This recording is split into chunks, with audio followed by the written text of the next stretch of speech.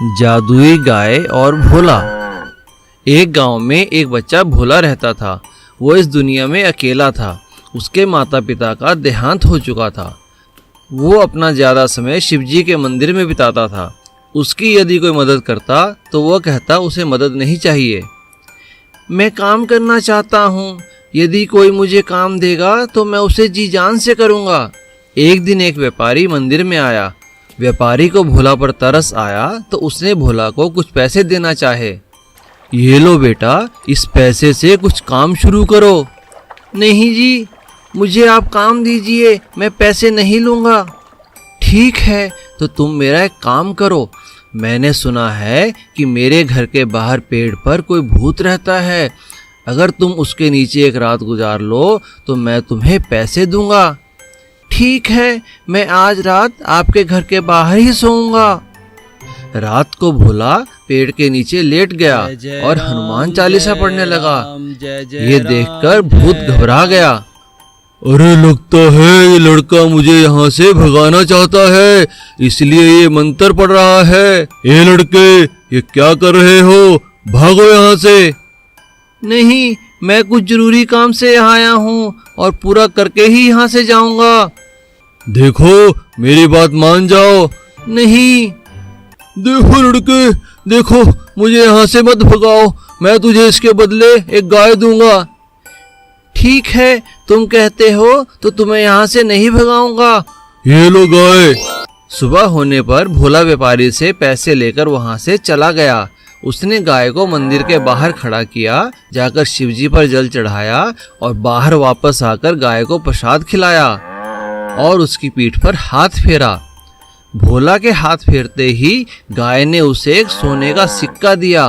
ओ, अब समझा, ये तो जादुई गाय है। भोला उस गाय को अपने घर ले गया और उसकी सेवा करने लगा।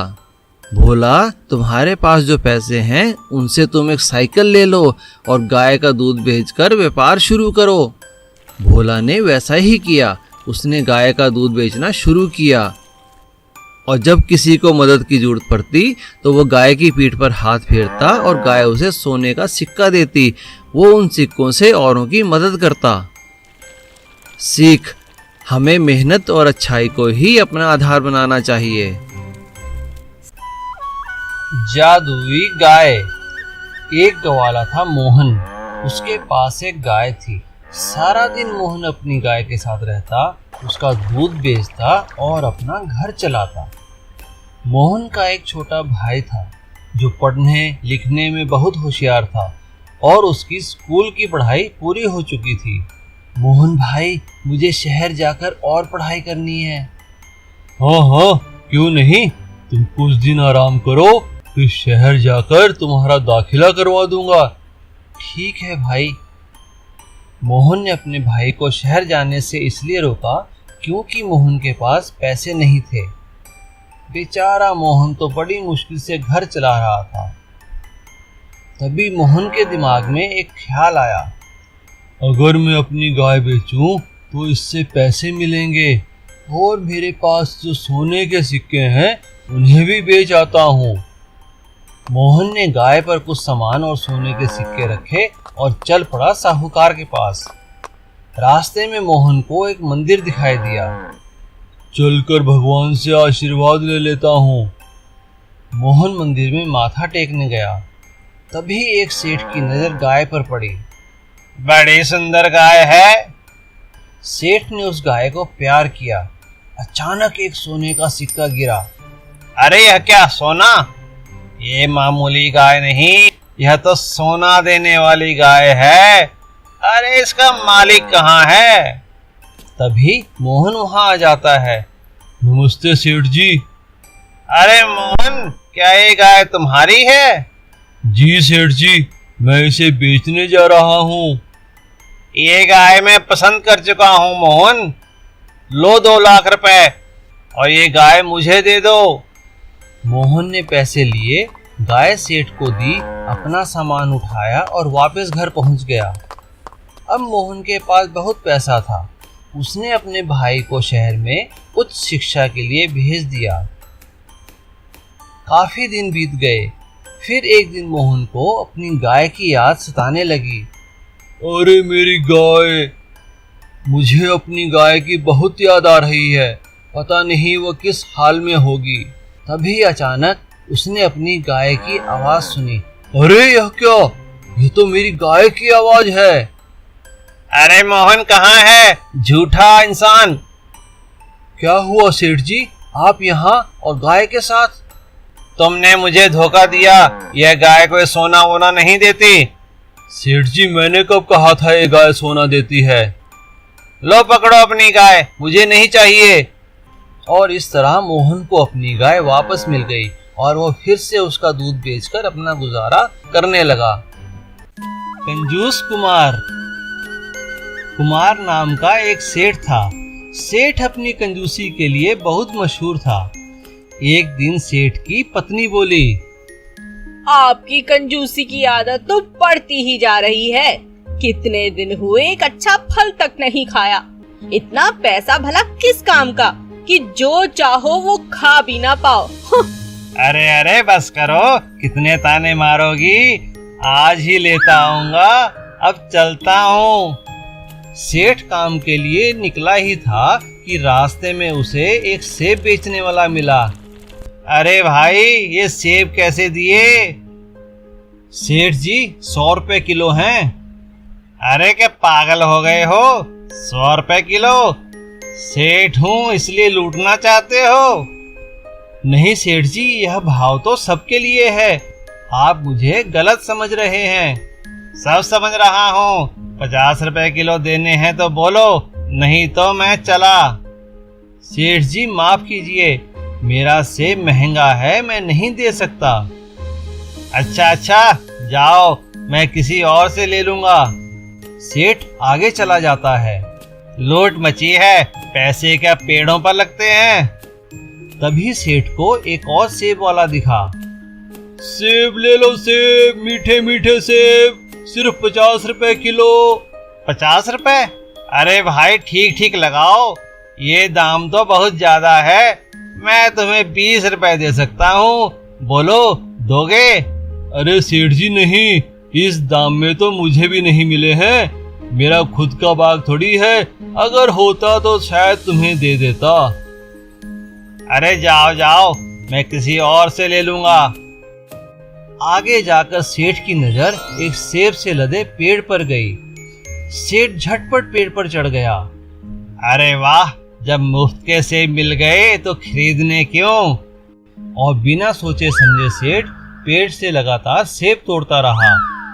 तभी पास में बच्चे गुलेल से सेब पर निशाना लगा रहे थे और एक बच्चे की गुलेल से निशाना सीधा सेठ की आंख पर लगा और वो नीचे गिर पड़ा। उसकी आंख भी फूट गई और कमर भी टूट गई। हाय हाय हाय हाय हाय, क्या हो गया? तभी आसपास खड़े लोगों ने सेठ को उठाया और उसके घर लेकर गए।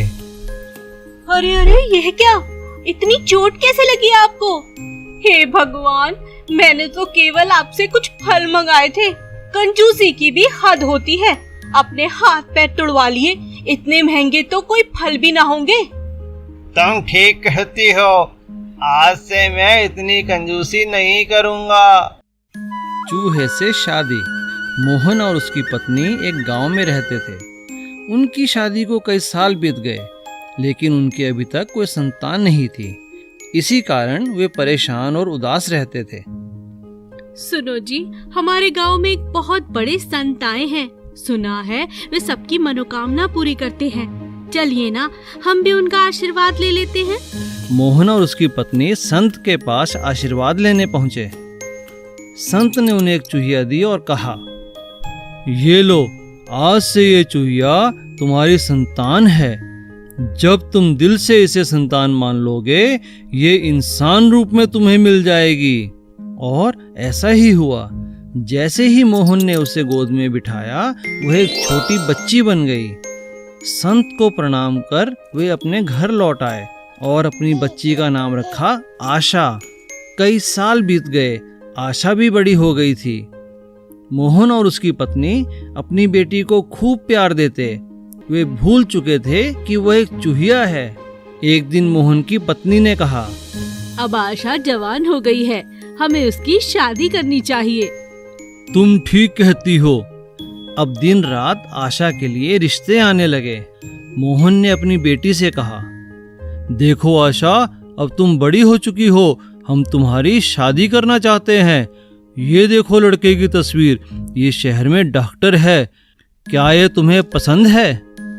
नहीं पिताजी, मुझे तो डॉक्टर के नाम से ही चिढ़ है। तो इसे देखो, ये तस्वीर एक अध्यापक की है।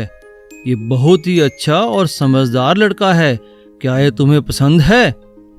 नहीं पिताजी, मुझे अध्यापक से शादी नहीं करनी, हमेशा सवाल करते हैं। तो बेटा ये लो, और भी कई लड़के हैं, तुम जिसे पसंद करोगी हम उसी से तुम्हारी शादी कर देंगे। पिताजी, मुझे चूहे अच्छे लगते हैं, आप मेरी शादी एक चूहे से कर दीजिए। यह सुनकर मदन ने कहा, समझ गया बेटी, तुम ठीक कहती हो। हमें सुख देने के लिए तुम इंसान बनी रही, अब तुम असली रूप में आ जाओ। मैं तुम्हारी शादी एक चूहे से करूंगा। और इस तरह मोहन ने अपनी बेटी की शादी एक चूहे से कर दी और खुशी खुशी रहने लगे। मुर्गी के अंडे की सब्जी। प्रबल नाम का एक किसान था। उसका खेत पूरी तरह बेकार हो चुका था। लाख मेहनत करने के बाद भी खेत से कुछ फायदा ना मिला। हे भगवान, समझ नहीं आता क्या करूं, खेत में तो कुछ उगता ही नहीं। प्रबल चिंतित रहने लगा और उसने खेत पर जाना भी बंद कर दिया। कई दिन बीते। वह इतना चिंतित हुआ कि बीमार हो गया और बिस्तर से उठ भी नहीं पाता था। ये आपको क्या हो गया? अब हम कैसे जिएंगे? बेटा माधव, तुम ही कोई काम तलाश करो। हाँ माँ, आप चिंता मत करो। माधव अब दिन रात काम ढूंढता, कभी कभी खेती पर भी जाता था, पर कोई फायदा न मिलता। एक दिन माधव अंडे लेने दुकान पहुंचा। भाई, ये अंडे मुझे दे दो। कैसे दिए? 10 का 1 है। इतना महंगा? माधव के पास पैसे नहीं थे। तब दुकानदार बोला, ये कुछ टूटे हुए अंडे हैं, अगर तुम लेना चाहो तो आधे दाम में दे दूंगा। माधव खुश हुआ और दुकानदार से अंडे लेकर घर पहुंचा। उसकी माँ ने अंडे की सब्जी बनाई। तभी उनके दरवाजे पर किसी ने आवाज दी, अरे भाई, कोई है क्या? कहिए, कौन है? हम यात्री हैं, हमें बहुत दूर जाना है। क्या यहाँ पर कोई खाने की जगह मिलेगी? हमें बहुत भूख लगी है। नहीं भाई, यहाँ कोई ढाबा या खाने की जगह नहीं है, आप अंदर आ जाइए।